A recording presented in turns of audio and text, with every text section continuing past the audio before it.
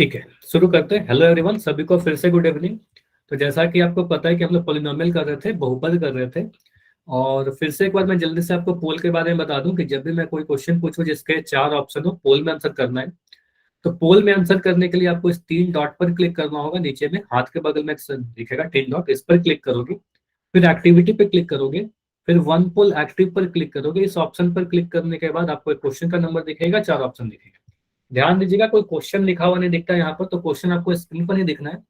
Solve करने के बाद आंसर करने के लिए यहाँ पर 3 डॉट पर क्लिक करोगे। ठीक है, उसके बाद अगर आपका आंसर अगर ए है तो इस ए वाले सर्कल पर क्लिक करोगे और इस वोट पर फाइनली क्लिक करने के बाद यहाँ वोटेड लिखा हुआ आएगा, तभी आपका आंसर सबमिट होता है। ठीक है, तो जितने बच्चे हो सभी लोग आंसर किया करें। आपके बैच का कुछ बच्चे का पोल का रिजल्ट मैं देख रहा था, काफी सारे बच्चे का पोल में आंसर नहीं आ रहा है। ठीक है, तो अगर पोल में आंसर करने में कोई भी प्रॉब्लम हो रही है तो आप मुझे बता सकते हो कि पोल में आंसर करना नहीं आता, या फिर कोई क्वेश्चन के कंसेप्ट में कोई प्रॉब्लम होती है तो वो भी माइक ऑन करके बता सकते हो। ठीक है, चलिए। तो डाउट पूछने के लिए कभी आपसे मना नहीं किया जाएगा। ट्राई किया करो कि सारे आप पोल में आंसर करो, और ट्राई करो सही करने की। अगर कोई गलती भी होगा तो फिर उसको मत, ठीक है, चलिए, स्किप मत करना कोई भी पोल। अब देखते हैं लास्ट क्लास में हमने क्या सीखा था।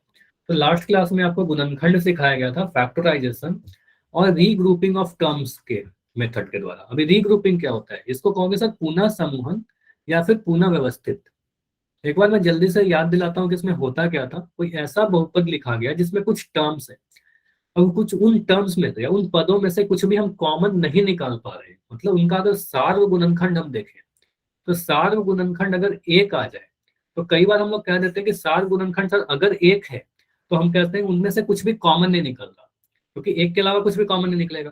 तो कुछ भी अगर कॉमन नहीं निकाल पाओगे तो वहां अपन लोग जोड़ा बनाते हैं, कुछ पदों का जोड़ा बना लेते हैं ताकि उन जोड़ा में से कुछ कॉमन निकाल सके। अब इस पे बेस्ड में एक क्वेश्चन करवाया था लास्ट क्लास में, है ना। पूरी टॉपिक कंप्लीट नहीं हो पाई थी तो उसी को आज कंप्लीट करेंगे, है ना। तो जो भी क्वेश्चन एक हमने किया था उसी पे बेस्ड एक बहुत आसान सा क्वेश्चन रिकॉल में है आपके लिए। पहले आप लोग ट्राई करोगे, होल में आंसर करोगे, उसके बाद मैं इसको समझाता हूँ। ठीक है, ऐसा क्वेश्चन या कहो यही क्वेश्चन हमने लास्ट क्लास में किया भी है। ठीक है, तो ट्राई करना, क्वेश्चन को पहले लिखो अपने कॉपी पर और सॉल्व करिए। तो अभी चैट बंद रहेगा आपका, पोल थोड़ी देर के बाद में ऑन करूंगा ताकि आप लोग कोई हड़बड़ी ना करो। क्वेश्चन मैं यहाँ लिख दे रहा हूँ, लिख रहा है क्वेश्चन सभी को, M X plus N Y plus N X plus M Y. ये एक बहुपद है या कह सकते हैं बीजीय व्यंजक है। बोला गया है इसको फैक्टराइज करिए, इसको गुणनखंडों के रूप में लिखिए। देखो ऑप्शन बिल्कुल मिलते जुलते से हैं, लेकिन आपको इन्हीं में से एक ही आंसर सही है। तो सही वाला उत्तर कौन सा है ये आपको पहचानना है। कुछ हिंट मैं दे रहा हूं आपको, अगर इसमें कोई भी प्रॉब्लम है तो। हिंट के तौर पर आप सोच सकते हो सर अगर मैं इन चारों में कुछ कॉमन निकालने के लिए सोचूं, अगर मैं सार गुणनखंड देखूं तो इन चारों में से कुछ भी कॉमन नहीं निकलेगा। मतलब चारों टर्म के अगर मैं सार गुणनखंड देखूं तो वन बोलोगे, है ना, कुछ भी कॉमन नहीं निकल रहा। इन चारों का सार गुणनखंड अगर एक है तो यहाँ पर हम लोग जोड़ा बनाएंगे, पेयर बनाएंगे। ठीक है, और यही आपको सीखना है कि सही जोड़ा कैसे बनाते हैं। ठीक है, चलिए ये करिए आप। और प्लीज आप सभी लोग से कहना यही कि आप लोग आंसर जरूर करना। ठीक है, कोई भी पोल का मतलब स्किप मत करना, कोई भी पोल, जितने भी पोल पूछे जाते हैं सभी लोग आंसर कीजिए। M X plus N Y plus N X plus M Y. तो ऐसा क्वेश्चन हमने लास्ट क्लास में किया था, बिल्कुल किया था। तो एक मैं फिर से हिंट दे रहा हूं, आप कह सकते हो सर एम वाले टर्म को एक साथ रख लीजिए ताकि एम कॉमन निकल सके, और एन वाले टर्म को एक साथ रख लीजिए ताकि वहां से एन को हम कॉमन निकाल सके। ठीक है, चलिए, इतने हिंट के साथ आप सॉल्व कर सकते हो। और कोई भी डाउट होता है ऐसे, ये जो टॉपिक है इस कंप्लीट नहीं हुआ था ना, तो इस पे और भी क्वेश्चन करेंगे आज। इस टॉपिक में जितनी आप प्रैक्टिस करोगे उतना आपका फास्ट होते जाएगा। ठीक है, बस बैठे मत रहिए, आंसर दीजिए। अभी क्लास में आधे ही बच्चों का आंसर आए हैं। ठीक है, तो 30 सेकंड लगते हैं। हो सकता है इस क्वेश्चन को करने में आपको समय लग रहा हो, है ना। 30 सेकंड रुकते हैं अभी। जब तक पोल चल रहा है आपने आंसर नहीं किया, अगर आंसर कर दिया तो काफी अच्छी बात है, अभी काफी सारे बच्चों का आंसर आ गया है, कर दिया तो वेरी गुड। अगर नहीं किया हो तो सॉल्व करते रहिए, बस बैठे मत रहिएगा। 20 सेकंड, लास्ट 20 सेकंड है। और भी अगर समय चाहिए तो बता देना, क्योंकि इस क्वेश्चन में हो सकता है कैलकुलेशन करना पड़े। ठीक है, 15। अभी भी 4 बच्चे क्लास में जिनका आंसर नहीं आया है। तो 4 बच्चे ऐसे क्यों हैं जिनका आंसर नहीं आया है? प्लीज जाइए आंसर कर दीजिए। लास्ट 10 सेकंड है, जो भी आपको सही लगता है आंसर कर। तो लास्ट 5 सेकंड रुकने, 5, 4, 3, 2, 1। चलो, अभी मैं इसको एंड कर रहा हूँ और इस क्वेश्चन को डिस्कस कर लेते हैं, ठीक है। चलिए, कोई भी डाउट होगा तो बताइएगा। यहाँ पर कुछ बच्चों के आंसर गलत भी हुए, ऐसे मैक्सिमम आंसर जो आए हैं वो सही आए हैं, ठीक है। चलिए, ऑप्शन नंबर सी, हितेश कह रहे हैं ऑप्शन सी होगा। चलिए, यहाँ पर मैं क्या कह रहा हूँ कि अगर सर हम ये देखें, एक हिंट मैंने आपको दिया था ना, कि चारों में कुछ कॉमन निकालेंगे तो कुछ भी कॉमन निकलेगा, क्योंकि सार गुणनखंड तो एक है। आप ऐसे चेक कर लो, एम यहाँ पर एम है और एक्स है, एम सभी में से कॉमन निकलेगा क्या? नहीं, दूसरे टर्म में एम नहीं है। एक्स सभी में से कॉमन निकलेगा क्या? नहीं निकलेगा। मतलब एम और एक्स, यही दो फैक्टर किसी में से नहीं निकल रहे, तो हम कह सकते हैं सभी में से कुछ कॉमन नहीं निकलेगा सर, सार गुणनखंड एक होगा। तो हम क्या कर रहे हैं, यहाँ पर जोड़ा बनाते हैं, सही जोड़ा बनाना पड़ेगा। तो मुझे ये बताओगे, पहला जो टर्म है हमारा एम एक्स, इसका जोड़ा मैं किसके साथ बनाऊं? एम एक्स का जोड़ा मैं किसके साथ बनाऊं? चौथे टर्म के साथ। आप बोलोगे सर पहला का जोड़ा बना लो चौथे टर्म के साथ, एम वाले को एक साथ रख लो। और आप बोलोगे सर एन वाले टर्म को एक साथ रख लीजिए, एन वाई और एन एक्स को एक साथ रख लो। कहने का मतलब ये हुआ कि हमने क्या किया, पहला जो टर्म था इसका जोड़ा बनाया चौथे टर्म के साथ, और दूसरा जो टर्म था इसका जोड़ा बनाया हमने तीसरे वाले टर्म के साथ, ठीक है। तो कुछ इस तरीके से इसको अरेंज करके लिख लीजिए। तो इसको मैं लिख रहा हूं बस, M X plus M Y, है ना। अच्छा, अमन, अमन एंड अंकित, ये क्या कर रहे हो? चैट सेक्शन में इतनी सारी चीजें मत लिखो ना। एम एक्स, अच्छा हाँ, जो भी बच्चे 7 से 8 वाली क्लास लगा ली हो तो उनको करने की जरूरत नहीं है। अगर आपको लगता है रिवीजन करना है तो कर सकते हो, अदरवाइज कोई एक ही क्लास करना है आपको, ठीक है। अगर आप 7 से 8 वाली क्लास लगा लिए हो तो ये ड्रॉप कर सकते हो आप, मतलब अगर रिवीजन करना है तो कर सकते हो, अदरवाइज आप ड्रॉप भी कर सकते हो। तो M X plus M Y, ये दोनों को एक साथ रखेंगे, और एन वाई और एन एक्स को एक साथ रख सकते हैं। तो आप लोग sir N Y plus N X, इन दोनों को एक साथ लिखा। अब यहाँ पर बताइए, अब हमें दिख रहा है पहला टर्म एम एक्स है, दूसरा टर्म एम वाई है। तो एम एक्स और एम वाई में कुछ कॉमन है। तो एम एक्स और एम वाई में मुझे दिख रहा है सर एम दोनों जगह पर है ना। एम यहाँ पर भी है और दूसरे टर्म में भी एम है, तो एम को तो कॉमन निकाल सकते हैं, पहले दो टर्म में से एम को कॉमन निकाल सकते हैं, तो निकाल लेते हैं, है ना। तो आप बोलोगे सर यहाँ से क्या किया, एम को कॉमन निकाल दिया। पहले टर्म में से आप अगर एम को निकाले हो तो बच जाएगा एक्स हमारा, दूसरे टर्म एम वाई में से अगर एम को कॉमन निकाले हो तो बच जाएगा हमारा वाई, तो ये बचेगा एक्स प्लस वाई। ओके, अब हम देखते हैं, यहाँ पर प्लस का साइन था, मैंने प्लस का साइन लगाया। अब हमें देखना है तीसरा टर्म और चौथा टर्म, तीसरा और चौथा टर्म में क्या कॉमन है? N, very good. तो बोलोगे सर यहाँ पर भी मुझे एन दिख रहा है और यहाँ पर भी मुझे एन दिख रहा है, तो यहाँ इन दोनों टर्म में से आप एन को कॉमन निकाल लीजिए। तो यहाँ से हमने क्या किया, एन को कॉमन निकाला। तो जैसे ही एन को कॉमन निकाला, तीसरे टर्म में से आपने अगर एन वाई में से एन को कॉमन निकाल दिया तो ये वाई बच जाएगा ना, तो ये बोलोगे सर यहाँ पर बचेगा वाई। और चौथे टर्म में से आपने अगर एन को कॉमन निकाल दिया तो यहाँ पर बच जाएगा एक्स, तो ये लिखा N into Y plus X, ठीक है। अब इसको मैं थोड़ा सा अरेंज करके लिख रहा हूँ, M into X plus Y को तो एक्स प्लस वाई लिखा, प्लस लिखा, एन लिखा, और इस वाई प्लस एक्स को मैं अरेंज करके इसको एक्स प्लस वाई लिख दे रहा हूँ। पता है मुझे कि 2+3 लिखे चाहे 3+2 लिखे, ए प्लस बी लिखे चाहे बी प्लस ए लिखे, है ना। तो एक्स प्लस वाई को वाई प्लस एक्स लिख सकते हैं, या फिर वाई प्लस एक्स को एक्स प्लस वाई लिख सकते हैं। अब यहाँ पर आप बोलोगे सर यहाँ पर मुझे दो टर्म दिख रहे हैं जो प्लस के द्वारा जोड़े गए हैं। पहला टर्म हमारा ये वाला है पूरा, और दूसरा टर्म ये वाला है पूरा, ठीक है, ठीक है। अब पहला टर्म, इसको मैं कह रहा हूँ पहला टर्म, और इसको मैं कह रहा हूँ दूसरा टर्म। तो पहला और दूसरा टर्म में कुछ कॉमन है क्या? कोई ऐसा गुणनखंड जो दोनों में है? देखो, M into X plus Y लिखने का मतलब एम गुना एक्स प्लस वाई है, N into X plus Y मतलब एन में एक्स प्लस वाई को गुना किया गया है। फिर जो ब्रैकेट आपको दिख रहा है एक्स प्लस वाई वाला, ये दोनों में कॉमन है ना, एक्स प्लस वाई दोनों में गुना हो रखा है।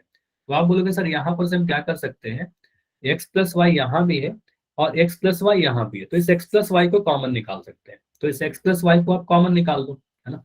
तो आप बोलोगे सर एक्स प्लस वाई को अगर हमने कॉमन निकाला तो पहला टर्म देखे क्या है, m into X plus Y. अगर आपने एक्स प्लस वाई को कॉमन निकाल दिया तो ये वाला m बच जाएगा, तो ब्रैकेट के अंदर यहाँ लिख देंगे m, फिर प्लस का साइन था प्लस लगाया। अब दूसरा टर्म था हमारा n into X plus Y, तो एक्स प्लस वाई को तो आपने कॉमन निकाल दिया है, तो यहाँ से आपने अगर एक्स प्लस वाई को कॉमन निकाला तो ये वाला n बच जाएगा, तो यहाँ पे लिख देंगे n। तो आंसर आया हमारा X plus Y into M plus N. ठीक है, ये क्वेश्चन लास्ट क्लास में किया था, दो गुणनखंड आ गया, पहला गुणनखंड हो गया हमारा एक्स प्लस वाई और दूसरा गुणनखंड हो गया हमारा एम प्लस एन।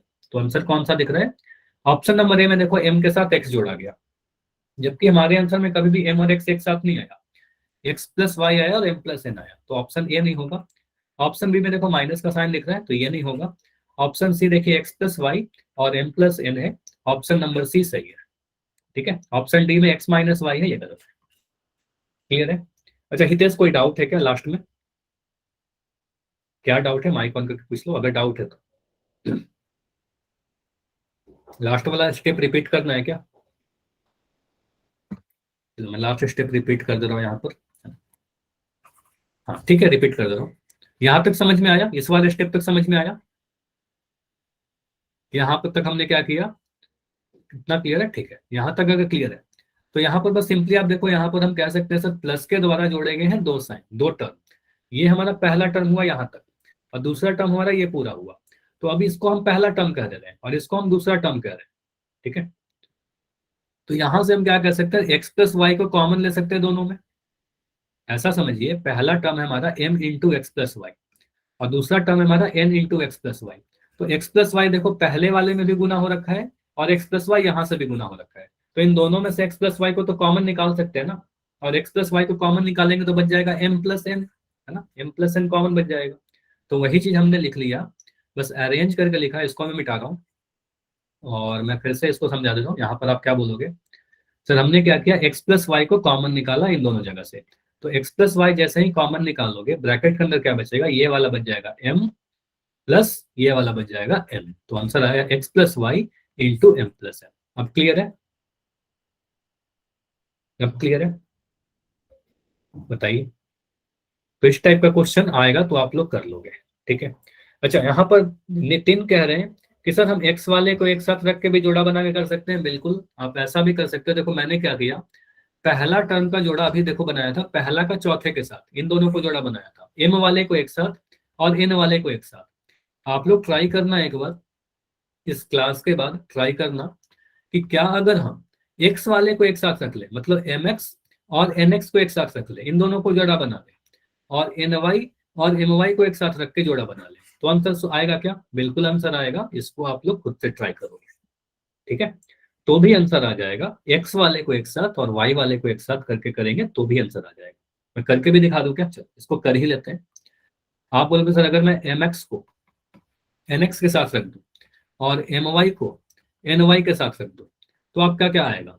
आप बोलोगे सर यहाँ से हम क्या करेंगे, x को कॉमन निकालेंगे, पहले दो टर्म में से x को कॉमन निकालिए तो बच जाएगा m प्लस n। ठीक है, मैं कुछ स्टेप नहीं लिख रहा, आप इसको ट्राई करना पूरा डिटेल में लिखकर, है ना। तो आप बोलोगे सर यहाँ पर प्लस लगाया, अब my और ny में से क्या कॉमन है, my और ny में से y कॉमन दिख रहा है, तो y बोलोगे दोनों जगह से कॉमन है तो लिख दोगे m प्लस n।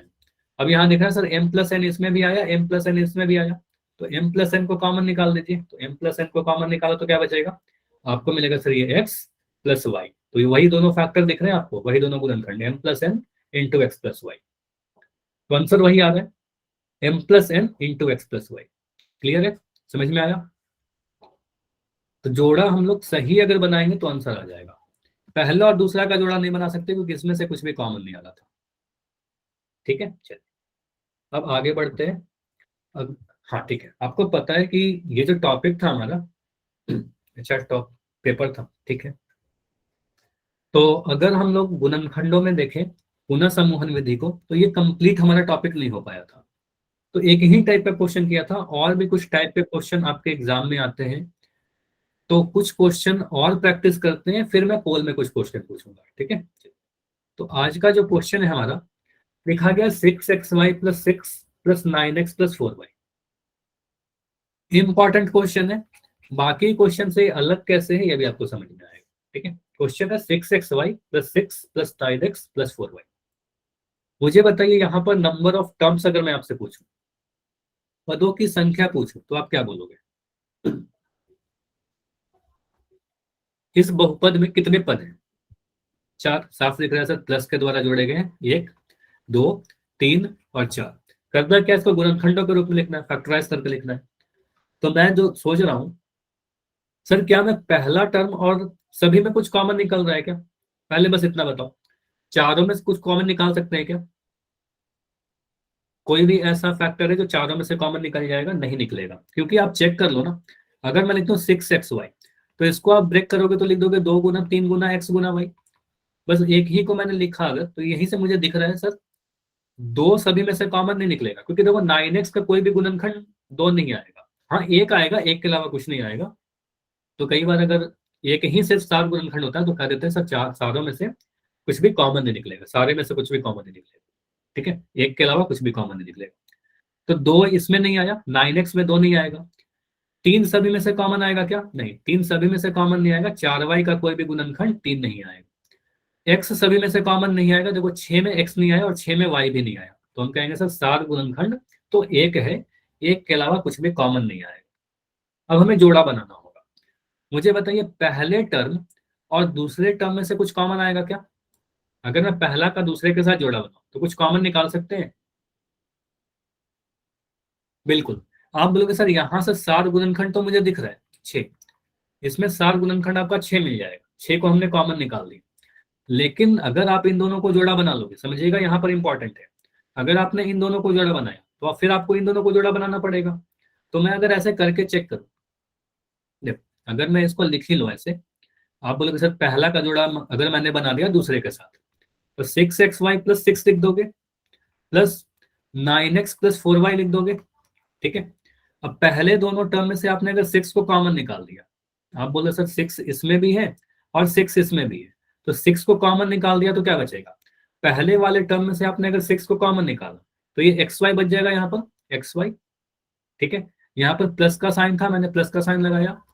मुझे बताओ 6 में से आपने अगर 6 को कॉमन निकाला, ये मैंने बताया था पूरे टर्म को अगर हम कॉमन निकाल देते हैं तो यहाँ पर ब्रैकेट में क्या बचेगा, ये बता सकते हो? अगर मैं 6 में से पूरा 6 को कॉमन निकाल दिया तो 6 को लिख सकते थे ना, 6 को 6 × 1। अब अगर आपने 6 को कॉमन निकाल दिया तो एक बचेगा ब्रैकेट के अंदर, तो एक बच जाएगा यहाँ पर, तो ये लिख दिया एक्स वाई प्लस वन। इसके आगे देखो अगर मैं सॉल्व करने जाऊँ ना तो यहाँ पर मुझे प्रॉब्लम होगी।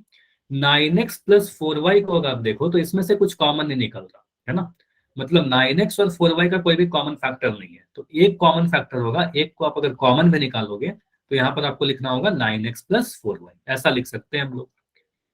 ठीक है, एक को कॉमन निकाला, एक को कॉमन निकालने से कुछ फर्क नहीं पड़ेगा।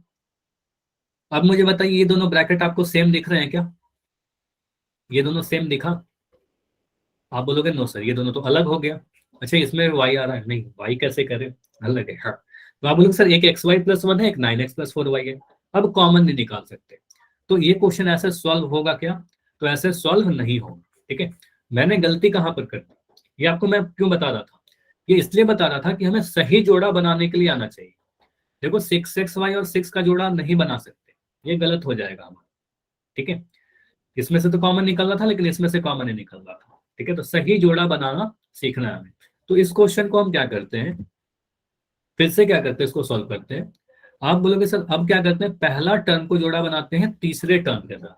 मैं क्या कर रहा हूँ, पहला टर्म और तीसरे टर्म का जोड़ा बना रहा हूँ। ठीक है, 6xy का जोड़ा बनाऊंगा 9x के साथ बना कर देखते हैं।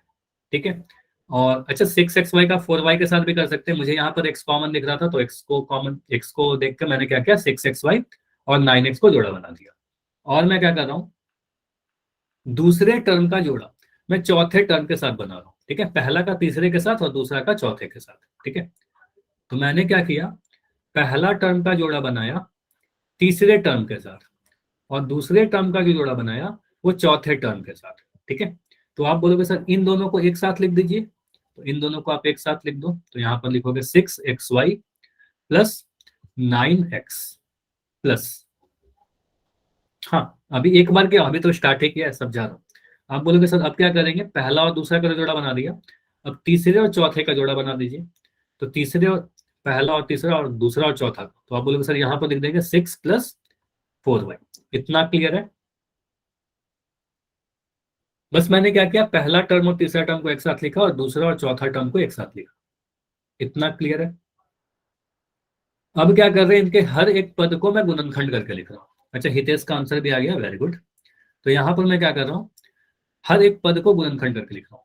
तो पहला टर्म हमारा 6xy, तो इसको गुणनखंड करिए। आप लिख दोगे सब 6 को लिख देंगे 2 × 3 गुना x गुना y, है ना, ऐसा लिख सकते हैं। बस 6xy को लिख दिया, 2 × 3 6 आ जाएगा x गुना y। ठीक है, फिर प्लस का साइन था, मैंने प्लस का साइन लगाया। 9 को क्या लिखेंगे, 9 को आप ब्रेक कर लीजिए। आप या तो 3 × 3 सोच सकते हो, या फिर 3 से भाग लगाएंगे, 3×3 = 9 आएगा, फिर 3 से भाग लगाएंगे 1 आ जाएगा। तो मतलब 9 को लिख सकते हैं ना 3 × 3। तो आप लोग सब 9x को हम लिख देंगे 3 × 3, और x भी था तो गुना में x। ठीक है, 3 × 3 गुना x। प्लस आगे बढ़ते हैं और इस 6 को लिखते हैं। तो 6 को तो इजी है, 6 को लिख देंगे 3 × 2, 3 × 2। प्लस लिखा फिर से, और 4y को क्या लिखोगे, 4y को क्या लिखेंगे, 2 × 2, 4 को लिख सकते हो 2 × 2 × y। हम इस तरीके से गुणनखंड कर रहे हैं कि जो हमारा नंबर दिख रहा है सारा प्राइम नंबर ही दिखना चाहिए। ठीक है, अभाज्य संख्या ही दिखना चाहिए। ठीक है, अब यहाँ पर मैं कुछ चीजें हाईलाइट कर रहा हूँ। देखो, आप लोग से जो प्लस का साइन है, प्लस के साइन के द्वारा टर्म्स अलग अलग होते हैं, पद अलग अलग होते हैं। मतलब यहाँ पर मुझे टोटल कितने टर्म दिख रहे हैं, एक पद ये हुआ, दूसरा टर्म ये हुआ, तीसरा टर्म ये हुआ, और चौथा टर्म ये हुआ अब हमारे पास। तो इसको मैंने नंबरिंग कर दिया 1 2 3 4। ठीक है, ये सारे नंबरिंग आपको करना नहीं है, बस समझाने के लिए कर रहा हूँ, बाद में मिटा दूंगा इसको। अब मुझे बताओ, पहला टर्म और दूसरा टर्म में से कुछ कॉमन निकल रहा है? पहला और दूसरा टर्म में कुछ कॉमन निकल रहा है क्या? देखो, दो इसका भी फैक्टर है। अच्छा, दो नहीं है, सॉरी। आप बोलोगे, इसको मैं मिटा रहा हूँ, 1 सेकंड रुक जाना, है ना। तो यहां पर आप कह सकते हो सर मुझे दिख रहा है 3 इस वाले में भी आया, 3 यहां पर भी एक फैक्टर दिख रहा है, और 3 यहां पर भी एक फैक्टर दिख रहा है। एक्स यहां पर भी आया और एक्स यहां पर भी आया। मतलब हम कह सकते हैं ना, पहला और दूसरा टर्म में से 3x को कॉमन निकाल सकते हैं। पहला और दूसरा टर्म में से 3x को कॉमन निकाल सकते हैं। तो आप बोलोगे सर पहला और दूसरा टर्म में से हमने 3x को कॉमन निकाल दिया। पहले टर्म में क्या क्या लिखा गया है, 2 × 3 गुना x गुना y। आपने अगर 3x को कॉमन निकाल दिया तो बच जाएगा हमारा 2 और y। और 2 और y कहने का मतलब 2 और y को गुना कर देंगे, लिख देंगे 2y। ठीक है, फिर प्लस का साइन था, मैंने प्लस का साइन लगाया। दूसरे टर्म को देखिए और मुझे बताइए, अगर आपने 3x को कॉमन निकाल दिया तो क्या बचेगा, 2y + 3। वेरी गुड, तो यहाँ पर जाएगा 3। ठीक है, नहीं 3 इंटू, देखो यहाँ पर क्या था, 3 × 3 × x। आपने इस 3x को कॉमन निकाला तो ये वाला 3 बच जाएगा ना। सुभाष कैडी से जो बच्चे हो, आपको समझ में आया? 3 × 3 × x था, तो आपने अगर 3x को कॉमन निकाला तो एक 3 तो बच जाएगा ना। तो वही वाला 3 मैंने लिखा है। ठीक है, इस वाले 3 और x को कॉमन निकाला तो ये वाला 3 बच जाता है। ठीक है, चलो। अब यहाँ पर प्लस का साइन था, मैंने प्लस का साइन लगाया। अब देखो तीसरे टर्म को चौथे टर्म को, तो तीसरा और चौथा टर्म में कुछ कॉमन है क्या? तीसरा और चौथा टर्म में कुछ ऐसा है जो कॉमन निकाल सकते हो? तो आप बोलोगे सर 2 यहाँ पर भी है और 2 यहाँ पर भी है, तो 2 कॉमन गुणनखंड है, मतलब कॉमन फैक्टर है। तो 2 को हम कॉमन निकाल लेंगे। तो आप यहाँ पर क्या लिखोगे, आप यहाँ पर बोलोगे 2 को कॉमन निकाला सर, तो बच क्या गया, 3 × 2 में से 2 को कॉमन निकाला तो यहाँ पर 3 बच जाएगा। चौथे टर्म में से आपने अगर 2 को कॉमन निकाल लिया तो बच जाएगा 2y। 2 × y कहने का मतलब 2y। ठीक है, अब यहाँ के बाद अब इसको मैं थोड़ा सा अरेंज कर ले रहा हूँ। आप इसको लिखोगे 3x 2y + 3 + 2। 3 + 2y को मैं लिख सकता हूँ 2y + 3, 2y + 3, क्योंकि a + b को b + से लिख सकते हैं, ऑर्डर इसका पलट सकते हैं। 3 + 2y को बस मैंने लिखा 2y + 3। अब यहाँ पर आप बोलोगे सर दो टर्म मुझे दिख रहे हैं, एक टर्म ये पूरा हुआ और दूसरा टर्म ये पूरा हुआ, है ना। ये दोनों प्लस के द्वारा जोड़े गए हैं। ठीक है, अब पहला टर्म और दूसरा टर्म में से कुछ कॉमन है? पहला टर्म और दूसरा टर्म में से क्या कॉमन है, 2y + 3। ये ब्रैकेट अब आपको सेम दिख रहे होंगे। तो अगर मैं यहाँ पर कुछ इस तरीके से करूँ, है ना, ये 2y + 3 यहाँ पर भी है और 2y + 3 इसमें भी गुना हो रखा है। तो 2y + 3 को आप कॉमन निकाल लीजिए। तो इस 2y + 3 को आप कॉमन निकाल दोगे पहले टर्म में से दूसरे टर्म में से। तो 2y + 3 को जैसे ही कॉमन निकालोगे तो क्या बचेगा, पहला टर्म में से आपने 2y+3 को अलग कर दिया, देखो लिखा गया 3x इंटू 2y+3, 2y+3 को कॉमन निकाला तो बच जाएगा 3x, ठीक है। प्लस दूसरे टर्म में से आपने अगर 2y+3 को कॉमन निकाला तो ये वाला तो 2 बच जाएगा, तो यहाँ पर लिख दोगे 2, यही हमारा आंसर है। समझ में आया? ये समझ में आया? चलो यहाँ पर देखो, मैंने काफी सारी चीजें ऐसे लिखी थी जो आपको एग्जाम में लिखने की जरूरत नहीं है। ये सारी चीज आपको बिल्कुल नहीं लिखनी है, बस आपको समझाने के लिए बता रहा था कि पहला टर्म कौन है, दूसरा टर्म कौन है। तो अब आप स्क्रीनशॉट ले लो जो अभी आपको सॉल्यूशन दिख रहा है, ठीक है। चलिए अभी स्क्रीनशॉट ले लीजिए। देखो यहाँ पर आपको, अगर एग्जाम में आप इतना सॉल्व करोगे, इतना सॉल्व करके आप आंसर कर दोगे तो आपका आंसर बिल्कुल सही होगा, कुछ भी इसमें गलती नहीं होगी। लेकिन कई बार क्या होता है, अगर ऑप्शन दिए हैं तो ऑप्शन को थोड़ा बदल कर दिया जाता है। तो ऑप्शन में कई बार ऐसे लिखा जा सकता है, 2y+3 को लिख दिया जाएगा 3+2y, ठीक है। और 3x+2 को लिख दिया जाएगा 2+3x। तो ये दोनों सेम है, ये एक फैक्टर देखा, दूसरा ये फैक्टर देखा, ये वाला फैक्टर को मैंने ये लिख दिया इस तरीके से और दूसरे फैक्टर को मैंने ऐसे लिख दिया। समझ में आ रहा है? तो बस ऑर्डर को बदलकर भी आपके एग्जाम में लिखा जा सकता है ऑप्शन में, तो थोड़ा ध्यान दीजिएगा, सावधानी से ध्यान से ऑप्शन को लिखना है। क्लियर है? ये समझ में आ गया सभी को तो बताइए, अदरवाइज फिर आगे बढ़ेंगे। अगर रिपीट करना है तो बता दो, मैं फिर से रिपीट कर दूंगा इसको। क्लियर है? ठीक है, तो आगे बढ़ते सर हैं। एक बार फिर से रिपीट करना। मैं फिर से रिपीट कर दे रहा हूँ, पूरा सॉल्यूशन ही रिपीट कर दे रहा हूँ, हो सकता है इसमें प्रॉब्लम। तो थोड़ा मैं यस सर। फास्ट करूंगा, ठीक है, मैं थोड़ा फास्ट करूंगा, समझने की कोशिश करना, अगर कोई भी डाउट हो तो फिर से पूछ लेना। देखो यहाँ पर मैं क्या यस कर सर। रहा हूँ, यस। ठीक है। आप बोलोगे सर यहाँ पर मैंने क्या किया, पहले मैंने ये बताया था कि पहला टर्म और दूसरा टर्म का जोड़ा नहीं बनाएंगे, है ना। ये हमने सीखा कि अगर पहला दूसरा का जोड़ा बना लेंगे तो हमारा गलत जोड़ा बनता है और फिर नहीं सॉल्व होता है क्वेश्चन। तो मैं क्या करूंगा, पहला टर्म का जोड़ा तीसरे के साथ बनाऊंगा और दूसरा का जोड़ा चौथे के साथ बनाऊंगा। तो यहाँ पर हमने लिखा 6xy plus 9x plus 6 plus 4y, ठीक है। इन दोनों को एक साथ लिखा, पहला और तीसरा को, और दूसरा और चौथे को एक साथ लिख दिया। अब यहां से हम लिख सकते हैं सर 6 और 9, ऐसे भी सोच सकते हैं। चलो मैं लिख ही दे रहा हूँ इसको, 6 को मैंने लिखा 2 गुना 3 गुना x, ठीक है। प्लस 9 को मैंने लिखा 3 गुना 3 गुना x, प्लस 6 को मैंने लिखा 2 गुना 3, और प्लस 4y को मैंने लिखा 2 इंटू 2 इंटू y, ठीक है। कुछ इस टाइप से लिख दिया, पहला टर्म को मैंने ब्रेक किया, मतलब हर एक पद को गुणनखंड करके लिख दिया। यहाँ पर बस थोड़ा ध्यान दीजिएगा कि ये जो प्लस का साइन है ना, उससे टर्म अलग अलग होते हैं, अलग अलग पद होते हैं।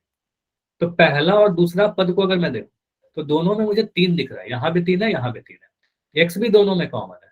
तो क्या करेंगे, पहला और दूसरा टर्म में से 3x को कॉमन निकाल देंगे। तो जैसे ही आप 3x को कॉमन निकालोगे तो बच जाएगा ये 2 और ये बचेगा y। 2 और y कहने का मतलब 2y लिख देंगे, प्लस यहाँ से 3 और x को कॉमन निकालोगे तो ये वाला 3 बच जाएगा, यहाँ पर लिख देंगे 3, ठीक है। फिर प्लस का साइन लगाया। अब हम देख रहे हैं ये वाले टर्म को, तीसरे टर्म को, चौथे टर्म को। तो तीसरा और चौथा टर्म में क्या कॉमन है, तो आपको दिखेगा सर ये 2 कॉमन है दोनों जगह पर। तो 2 को कॉमन निकाल दो तो यहाँ बच जाएगा 3 प्लस 2y, यहाँ से 3 बचा और ये वाला 2y बचा, ठीक है। अब इसको मैं थोड़ा सा बार बार अरेंज करके लिख देता हूँ ताकि आपको ये सेम दिख जाए। 2y+3+2 इसको मैंने लिख दिया 2y+3, क्योंकि 3+2y को लिख सकते हैं 2y+3, a+b को भी प्लस है। अब मुझे दिख रहा है यहाँ पर भी 2y+3 आया सर, यहाँ भी 2y+3 आया, तो इस 2y+3 को कॉमन ले लो।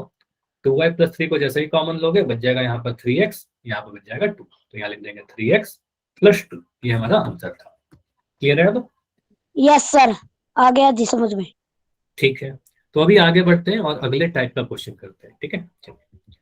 तो अगला क्वेश्चन है ax² plus bxy² plus cxyz। देखो अब ये क्वेश्चन कौन सा है, सार गुणनखंड का है या फिर पुनः समूहन का है, ठीक है। देखो कौन सा क्वेश्चन है, मुझे पहले बताओ इन 3 टर्म में कुछ सार गुणनखंड निकाल सकते हैं क्या, कोई कॉमन फैक्टर है जो तीनों में कॉमन निकल सकता है? अगर है तो क्या है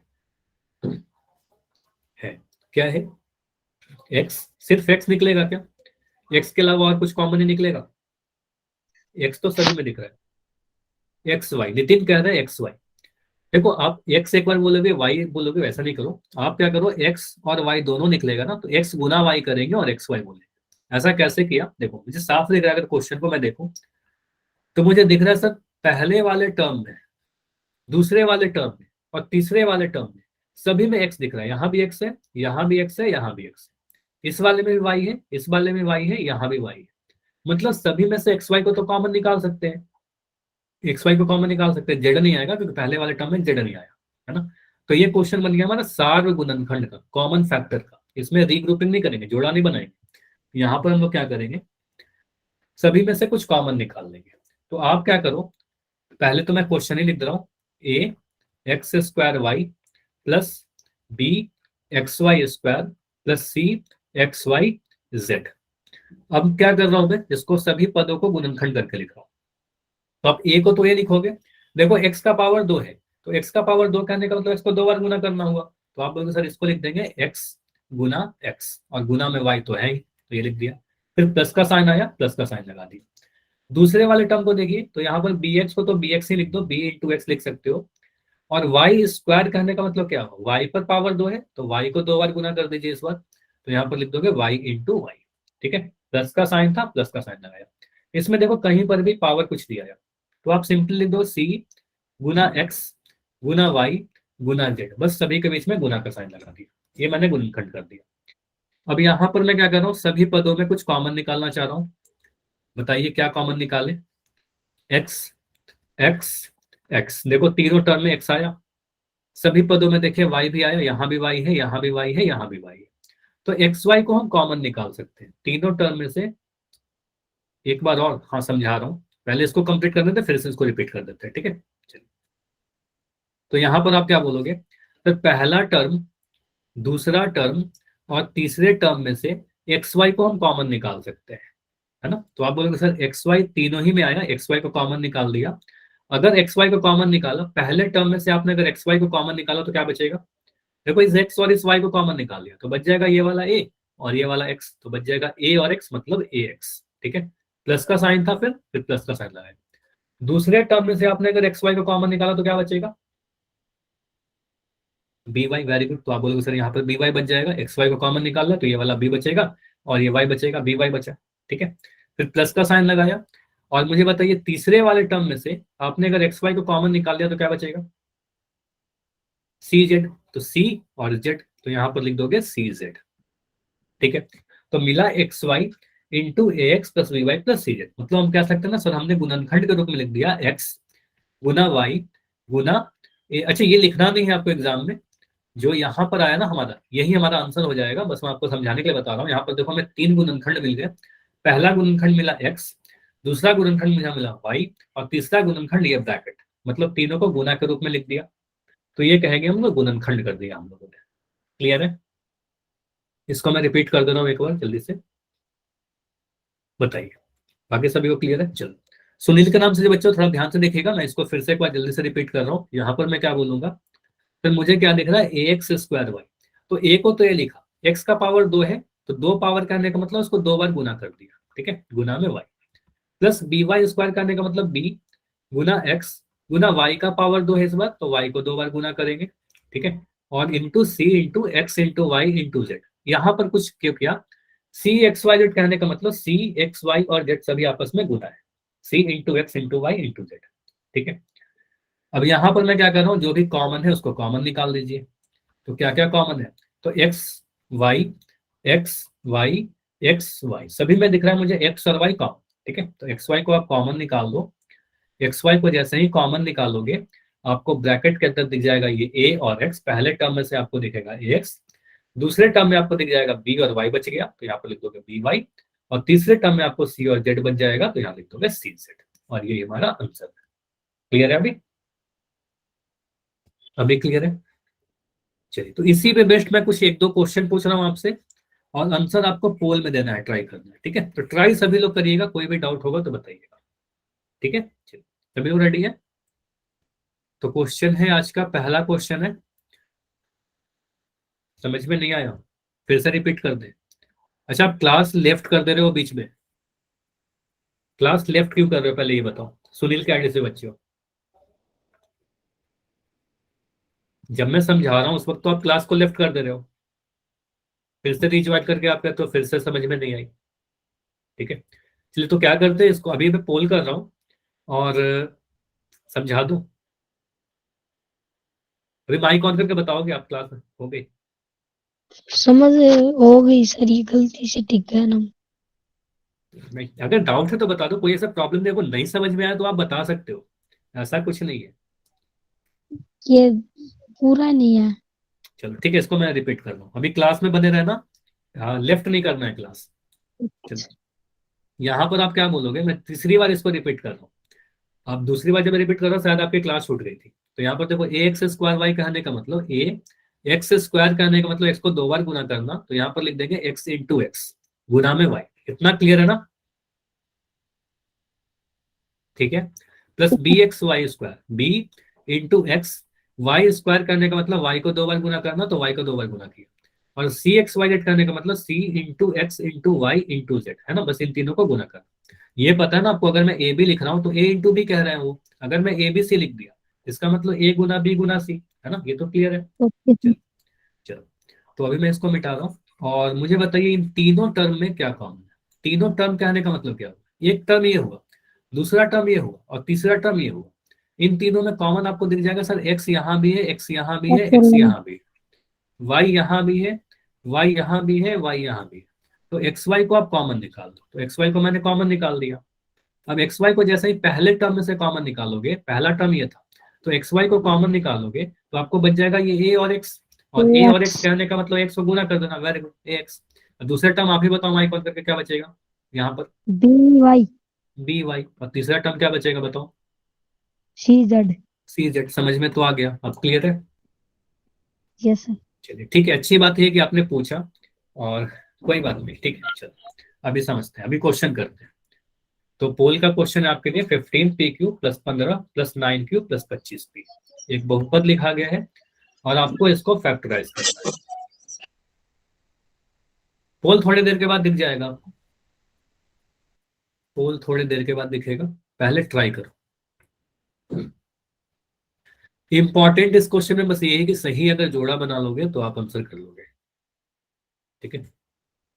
और सही जोड़ा बनाने के लिए मैंने आपको सिखाया था क्वेश्चन में। तो 15 PQ 15 plus 15 plus 9Q plus 25P है। अगर आप सही जोड़ा बना लोगे तो आप कर लोगे।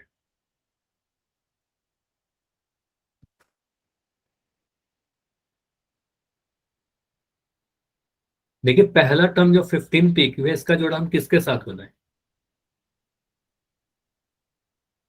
क्योंकि तीन सारे में की। से तो कुछ भी। अभी माइक ऑन करके नहीं, आंसर बताइए, आप सॉल्व कर लीजिए, है ना।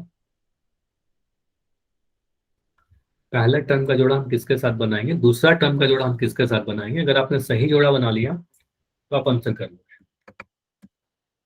ऑप्शन थोड़ा ध्यान से देखना, क्योंकि देखो ऑप्शन सारे मिलते जुलते से हैं। पहला ऑप्शन है 5Q+3, दूसरा ऑप्शन 5Q+3 इंटू 3P+5, दूसरा ऑप्शन देखो बिल्कुल उसी से मिलता जुलता है। चारों ही ऑप्शन एक ही जैसे दिख रहे हैं, लेकिन आंसर एक ही सही है, ठीक है, चारों अलग अलग है, आंसर एक ही सही है, थोड़ा ध्यान से देखना है आप। पोल ऑन है, पोल ऑन कर दिया है मैंने, अगर सॉल्व कर लोगे तो पोल में जाकर आंसर कर देना, लेकिन बस हड़बड़ी मत करिएगा।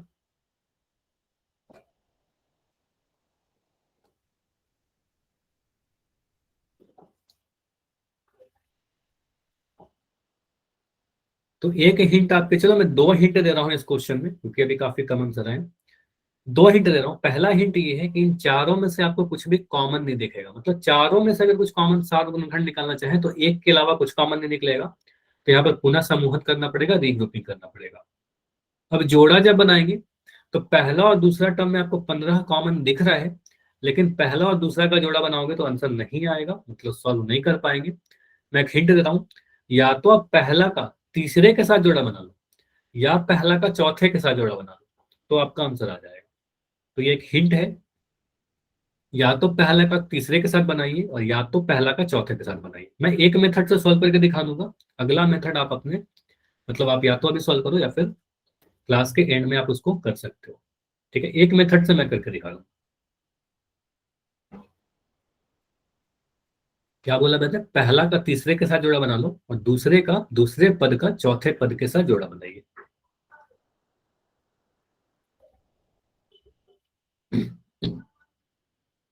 15 PQ और 9Q को एक साथ लिख लीजिए, और 15 को 25p के साथ लिख दो और उसमें से कुछ कॉमन निकालने की कोशिश करो, ठीक है, फिर आपका आंसर आ जाए। और फिर भी कोई प्रॉब्लम हो रही है तो फिर माइक ऑन करके आप डाउट पूछ सकते हो।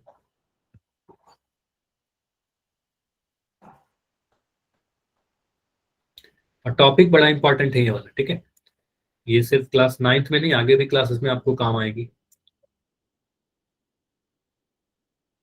तो अभी काफी कम आंसर आए हैं, तो अभी 30 सेकंड और रखते हैं, लास्ट 30 सेकंड। अगर और भी समय चाहिए तो बताइएगा आपको। Last yes thirty sir. Second है। तो अच्छा, और और तो समय दस। चाहिए? ठीक है, ठीक है, बिल्कुल समय दे रहे हैं, आराम से करिए। बस बैठे मत रहिएगा, सॉल्व जरूर करिएगा, ठीक है,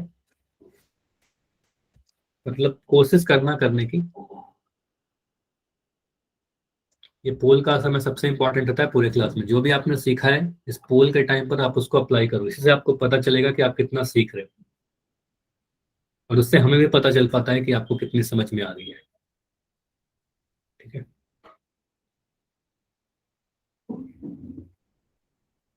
तो मैंने क्या बोला सर, हमें क्या करना है, पहले टर्म का जोड़ा बना देंगे तीसरे टर्म के साथ और दूसरे टर्म का जोड़ा बना देंगे चौथे टर्म के साथ।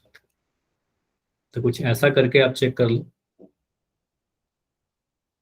अगर आपने पहला का चौथे के साथ बनाया है तो भी आंसर आ जाएगा, ठीक है।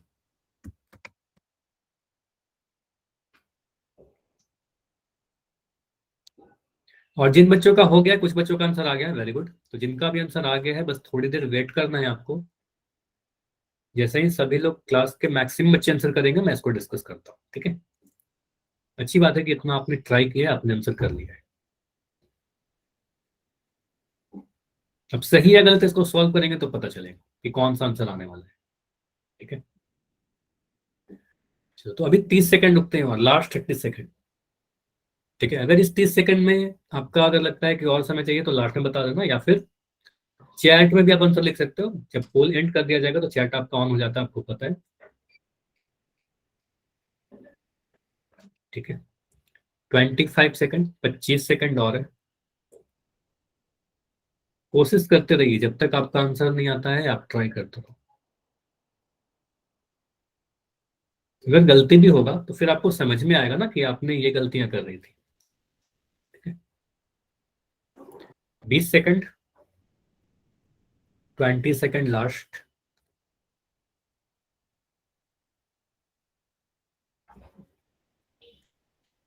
तो अच्छी बात है कि यहाँ पर काफी सारे बच्चों का आंसर आया है, कुछ बच्चे हैं जिनका आंसर भी नहीं आया है। लास्ट 10 सेकंड रुक रहा है, लास्ट 10 सेकंड और है। जल्दी से आंसर कीजिए जो भी आपको सही लगता है। लास्ट 5, 5, 4, 3, 2, 1। चलो, अब इस क्वेश्चन को देखते हैं कि हमारा इस क्वेश्चन का आंसर क्या होगा और किस तरीके से इसको सॉल्व करेंगे। थोड़ा ध्यान से सीखिएगा। यहाँ पर कुछ बच्चों के आंसर गलत आए हैं। देखो यहाँ पर क्या करेंगे। अच्छा, ऑप्शन सी, हितेश का आंसर ऑप्शन सी है, और सारे बच्चे का आंसर क्या है, तो कुछ आंसर सी है, कुछ आंसर डी है।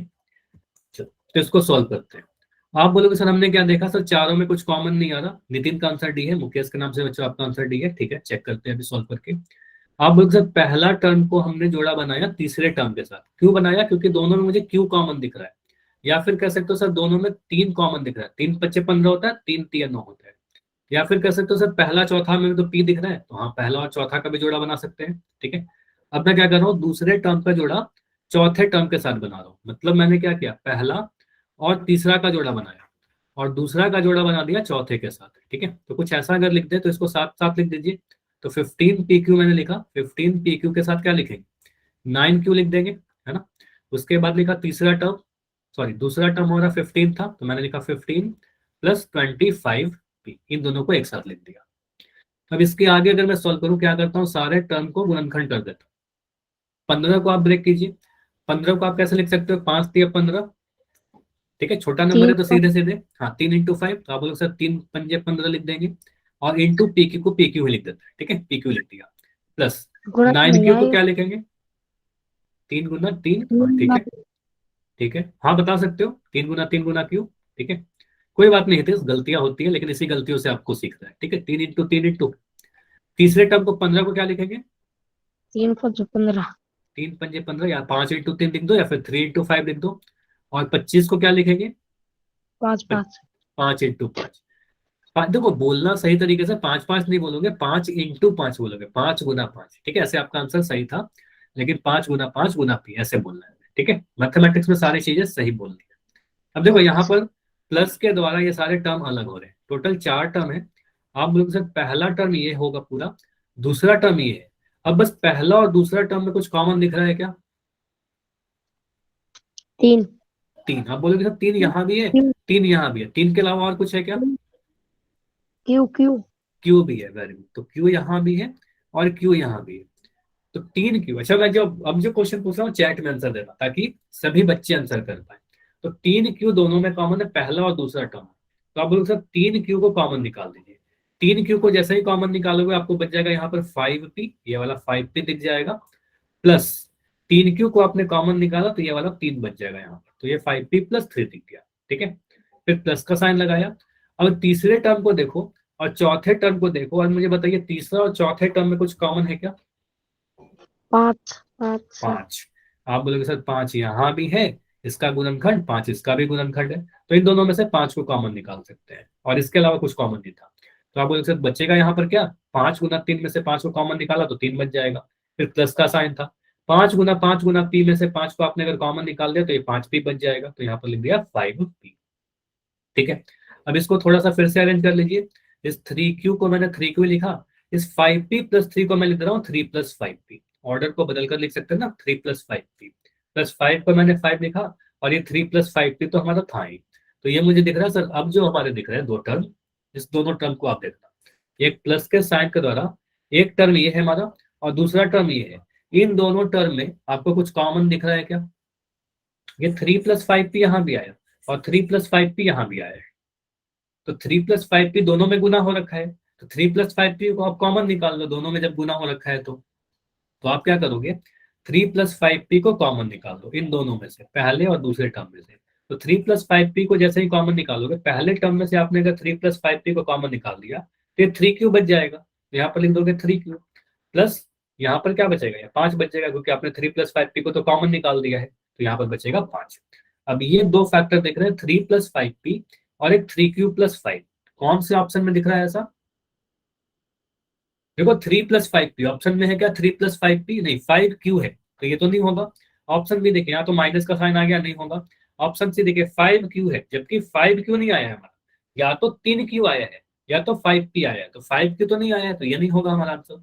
ऑप्शन डी में देखिए, तो 5 + 3Q है, देखो यहाँ पर है ना 3Q + 5, तो इसको लिख सकते हैं ना 3 + 5P, और इसको ऐसे भी लिख सकते हैं 5 + 3Q। तो एक फैक्टर देखा 5 + 3Q, तो 5 + 3Q ये वाला दिख गया हमें, और 3 + 5P यहाँ पर है, तो 3 + 5P यहाँ पर है, दो गुणनखंड हमें दिख गए, ऑप्शन नंबर डी में सही। ये समझ में आया? 5 + 3Q × 3 + 5P। ऑर्डर को थोड़ा उल्टा करके आपसे कई बार लिखा जाता है ऑप्शन में, ताकि आप कंफ्यूज हो, लेकिन कंफ्यूज होना नहीं है ना। तो बस उसको अरेंज करके हम लोग देखेंगे कौन सा हमारा सही उत्तर है। समझ में आया? कुछ इस तरीके से ट्राई करेंगे। एक एक मैं और चीज आपको बता रहा हूँ, होमवर्क में आप क्या करना, पहला का जोड़ा बना के देखना चौथे के साथ, और दूसरा का तीसरे के साथ, और ट्राई करना कि ऐसे सॉल्व होता है कि नहीं, बिल्कुल सेम आंसर आएगा, ठीक है। चलिए अभी एक और क्वेश्चन करें या फिर अगले क्लास में करेंगे, आप लोग बताओ। अगर करना है तो वाई लिख के बताइए, और अगर एंड करना है तो एम लिख के बताइए। अगर सभी लोग रुकोगे तो एक क्वेश्चन और कर लेंगे। हितेश कह रहे हैं वाई नहीं, ठीक है, तो एंड करते हैं, क्योंकि लेट हो रहा है ना, कि 8:30 से 9:30 की क्लास है, हो सकता है कुछ बच्चों को सोना हो, कुछ को डिनर करना हो, है ना। तो अगले क्लास में फिर इसको आगे आगे के क्वेश्चन कर लेंगे, ठीक है। तो इतना ही रखते हैं, हाँ कोई बात नहीं, ठीक है, इतना ही रखते हैं, अगले क्लास में आगे करते हैं।